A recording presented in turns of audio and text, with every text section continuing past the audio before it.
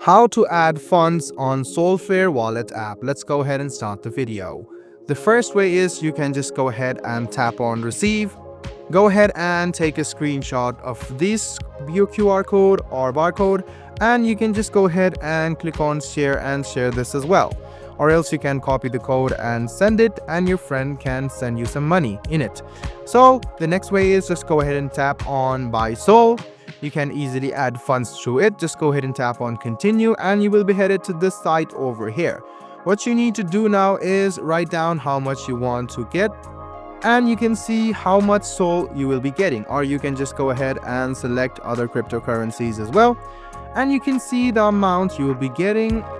Then you can just go ahead and tap on the credit card option. You have a lot of payment methods like credit card, debit card, Google Pay, and you can see the PayPal option might also be available in some reason. So you can just go ahead and do this process. After you do it, you can easily go ahead and tap on buy Sol, and you can easily add funds to your Solflare Wallet account.